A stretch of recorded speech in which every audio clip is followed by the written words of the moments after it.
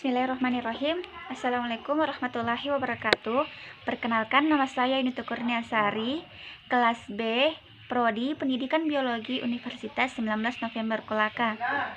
Di sini saya akan menjelaskan materi mengenai karakteristik bioma daratan dan perairan, di mana karakteristik bioma daratan di sini memiliki 7 bagian, sedangkan untuk perairan memiliki 4 bagian. Di mana karakteristik bioma untuk daratan yang pertama bioma stepa, bioma tundra, bioma taiga, bioma hutan hujan tropis, bioma gurun, bioma hutan gugur, dan bioma sabana. Di mana bioma stepa ini merupakan kawasan yang dipenuhi oleh rerumputan sebagai utamanya. Nah, di sini yang kedua, bagian karakteristiknya untuk bioma stepa diantaranya adalah minimnya curah hujan. Yang kedua, tanaman yang dapat tumbuh pada bioma stepa hanya rerumputan dan semak belukar. Yang ketiga, kelembaban udara yang sangat rendah. Yang keempat, evaporasi yang sangat cepat, di mana hal ini dapat berakibat pada kandungan air tanah yang sedikit karena sering mengalami penguapan. Yang kelima, yaitu yang terakhir, bagian temperatur suhu udara yang sangat ekstrim, yaitu mencapai 45 derajat Celcius pada siang hari, sedangkan untuk pada malam hari memiliki angka 0 derajat Celcius. Berdasarkan hasil tersebut ini, disarankan untuk tidak membangun pemukiman di wilayah bagian bioma stepa. Yang kedua, bioma tundra. Bioma tundra memiliki kesamaan sama halnya saja dengan bioma stepa, yaitu memiliki atau dipenuhi dengan rerumputan.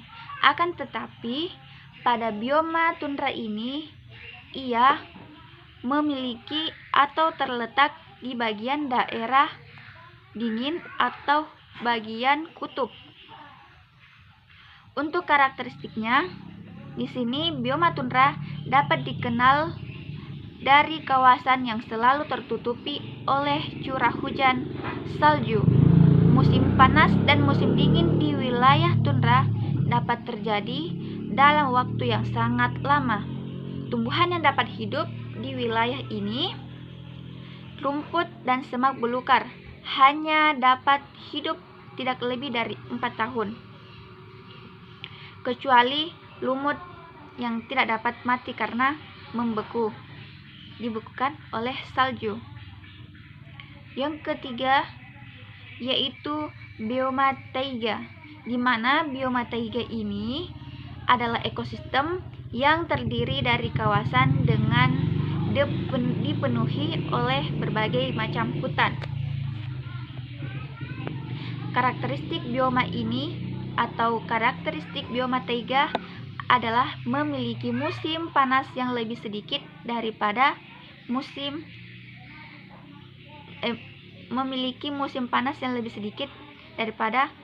dingin.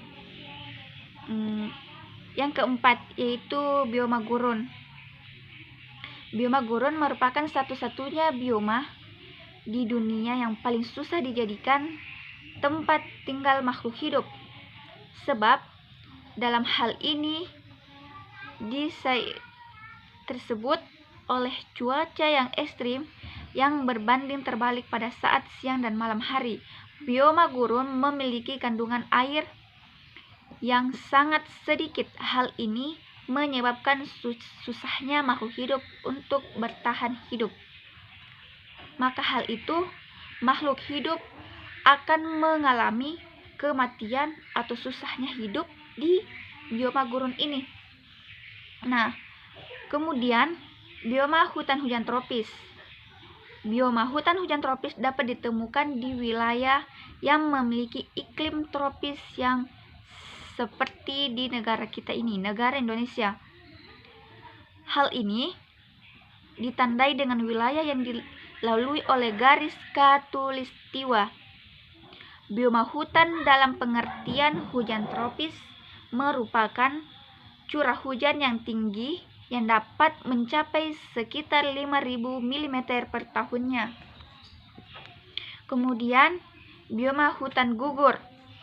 Bioma hutan gugur di sini merupakan kawasan hutan yang terdapat di wilayah dengan iklim subtropis, namun mendekati wilayah iklim tropis. Bioma hutan gugur juga memiliki karakteristik yang begitu, di mana diantaranya yaitu menggugurkan daun, bunga, buah pada musim gugur dan menempatkan kembali pada musim semi. Yang terakhir yaitu bioma sabana. Di sini bioma sabana merupakan padang rumput yang luas yang ditubuhi oleh tanaman alang-alang. Bioma sabana dapat ditemukan pada wilayah Afrika. Kemudian mengenai bioma karakteristik pada perairan, di mana yaitu bioma akuatik atau disebut sebagai bioma perairan. Yang pertama yaitu bioma air tawar, bioma laut, bioma lahan basah, dan bioma muara. Itu merupakan bioma perairan. Nah, di sini saya menjelaskan atau saya mendapatkan hasil dari apa yang saya dapatkan, yaitu bioma air tawar. Bioma air tawar merupakan arti bioma akuatik yang memiliki ciri-ciri, yaitu yang pertama, ia mengandung air dengan konsentrasi garam yang sangat rendah termasuk danau, kolam, sungai, dan aliran. Danau dan kolam mengalami pencampuran ternal. Yang kedua, bioma ini menampung ikan, unggas air, ganggang, krutas, dan mikroorganisme lainnya. Kemudian yang ketiga, yaitu sungai dan aliran terus bergerak menuju danau atau lautan. Kecepatan pergerakan tersebut mempengaruhi jenis spesies yang hidup di dalamnya, serta kejernihan air yang ada di dalam air tersebut. Kemudian yaitu pada bagian contoh bioma air tawar, misalnya di sungai Columbia di Pasifik Barat Laut. Kemudian bioma laut, di mana bioma laut ini adalah bioma yang begitu luas yang ada di dunia ini. Bioma dalam arti yaitu laut meliputi seluruh lautan yang ada di dunia. Hal ini bioma akuatik yang terbesar di antara bioma lainnya seperti bioma air tawar, bioma muara, dan bioma terumbu karang. Di sini bioma laut, yang pertama, ia mengandung kadar garam yang tinggi sehingga airnya asin. Kemudian lautan juga memiliki berbagai lapisan terkait dengan penetrasi sinar matahari yang meliputi pertama, zona intertidal yang mencakup wilayah garis pantai dan sangat dipengaruhi oleh pasang surut dan gelombangnya. Kemudian zona neritik meluas ke landas kontinen, sinar matahari yang cukup menembus untuk fotosintesis berlangsung, seperti halnya rumput laut yang sering ditemukan. Kemudian zona oseanaik atau pelagis memanjang lebih jauh dan mengalami campuran suhu akibat arus ikan yang besar dan mamalia lautan yang memenuhi zona ini. Kemudian zona bentik, di mana zona bentik ada wilayah yang dalam di luar landas kontinen. Di sini binatang laut, ikan dan spons berjajar di dasar laut. Kemudian zona abisal mewakili lautan yang terdalam, di mana tekanan tinggi, suhu dingin, dan pada dasarnya tidak ada sinar matahari yang mencirikan zona ini. Itulah tadi bioma laut. Nah, kemudian di sini bioma lahan basah. Ya, bioma lahan basah. Oh, ternyata bioma lahan basah, bioma terumbu karang, dan bioma muara. Yaitu bioma lahan basah di sini merupakan bioma akuatik atau perairan yang dicirikan oleh yang pertama, badan perairan dengan seperti rawa dan daerah berlumpur. Kemudian bioma akuatik ini menyediakan habitat bagi banyak tanaman dan hewan. Aliran air stabil di lahan basah air tawar. Kemudian yang keempat, ternyata ada 5, bioma terumbu karang, di mana bioma terumbu karang merupakan bioma akuatik yang dicirikan oleh terumbu karang ada di bagian dangkal dan beberapa samudra tropis. Kemudian terbuat dari sisa-sisa klasifikasi dari hewan-hewan seperti hewan karang yang terbentuk dari waktu ke waktu dan menyediakan habitat bagi banyak spesies. Di sini yang terakhir yaitu bioma muara. Bioma muara merupakan bioma akuatik yang dicirikan oleh muara terletak di mana lautan bertemu dengan air tawar. Ternyata bioma muara ini merupakan bioma campur antara lautan dan air tawar, sehingga di mana ekosistem juga mampu hidup, namun tidak semua.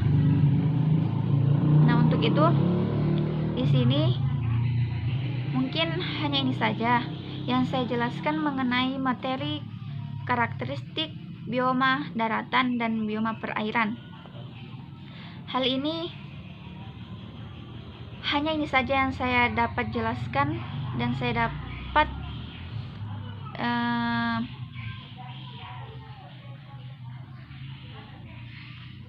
sampaikan. Untuk itu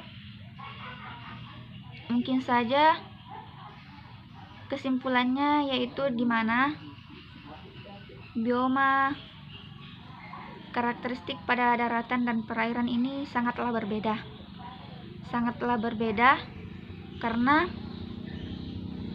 dengan karakteristik ini bisa kita ketahui bahwa hal tersebut organisme yang ada di daratan dan ada di perairan itu juga berbeda. Kemungkinan hal tersebut mengenai bioma stepa, bioma tundra, bioma taiga, bioma gurun, dan bioma hutan hujan tropis, bioma hutan gugur, dan bioma sabana ini adalah bagian ciri dari karakteristik bioma daratan. Di sini ketujuh hal tersebut ini memiliki perbedaan masing-masing.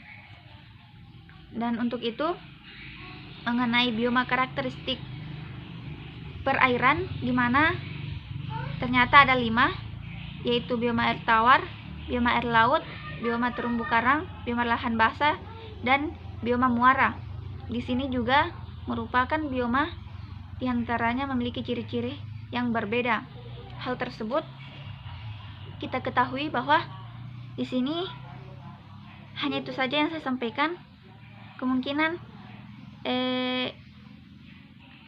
Kemungkinan Ini saja yang saya dapat jelaskan. Akhir kata dari saya, itu wabillahi taufiq wal hidayah. Wassalamualaikum warahmatullahi wabarakatuh.